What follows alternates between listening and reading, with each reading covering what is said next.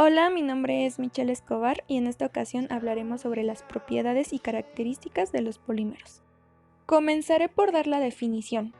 Los polímeros se definen como macromoléculas compuestas por una o varias unidades químicas que se conocen como monómeros, que se repiten a lo largo de toda la cadena. Ya que un polímero es como si uniéramos con un hilo muchas monedas perforadas por el centro, es decir, que da la similitud de una cadena. Y las monedas serían los monómeros.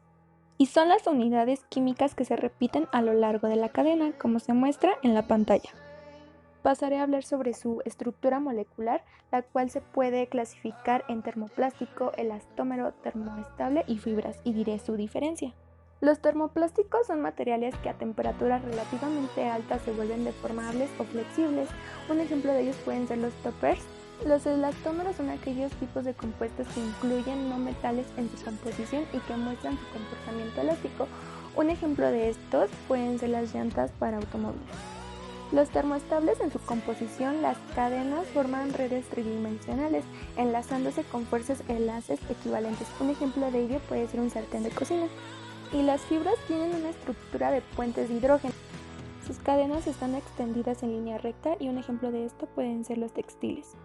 También se clasifica el encruzamiento de cadenas, el cual es conocido como caucho vulcanizado, y es un proceso mediante el cual se calienta el caucho crudo en presencia de azufre con el fin de volverlo más duro y resistente al frío. Pasaré a hablar sobre los tipos de polímeros.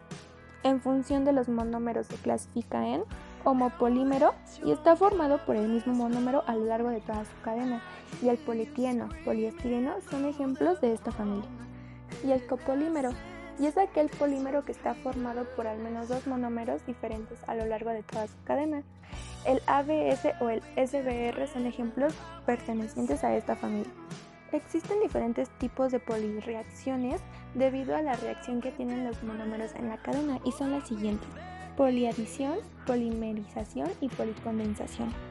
En función de cómo se encuentran los enlaces químicos o fuerzas intermoleculares, y se clasifica de la siguiente manera: termoplásticos, elastómeros y termoestables. Pasaremos a hablar sobre las propiedades y hablaremos sobre las diferencias en el comportamiento mecánico. Nos muestra un gráfico de diferencias en donde nos dice que los plásticos rígidos muestran una deformación pequeña pero tienen un límite de ruptura demasiado baja. Las fibras tienen una deformación pequeña pero una tensión muy alta. Los plásticos flexibles se estiran pero no se rompen con facilidad, y los elastómeros tienen una relación lineal, es decir que mientras se tensan también se deforman. La cristalinidad de los polímeros puede ser amorfa, es decir que las moléculas que lo conforman no tienen una estructura ordenada. Y los polímeros de elevada cristalinidad, que tienen abundancia en las zonas de las cadenas poliméricas que disponen paralelamente de forma ordenada, es decir que son menos frágiles. La cadena puede adoptar estructura plegada, lamela, que es el apilamiento de cadenas plegadas. Un agrupamiento de lamelas puede formar un esferulito o núcleo cristalino. Y como propiedades generales puedo mencionar que presentan regiones con un cierto ordenamiento cristalino y otras donde se evidencia un carácter amorfo. A estas últimas se les considera defectos del cristal, es decir que su estructura no es uniforme del todo. En el caso de las fuerzas responsables del ordenamiento cuasi cristalino son las llamadas fuerzas de Van der Waals. En otros casos, el nylon 66, su responsabilidad del ordenamiento recae en los enlaces de hidrógeno. Dependen totalmente de la temperatura. A temperaturas bajas los polímeros se vuelven más duros y con ciertas características vítreas debido a la pérdida de movimiento relativo entre las cadenas que forman el material. Y la temperatura en la cual funden las zonas cristalinas se le conoce como temperatura de fusión.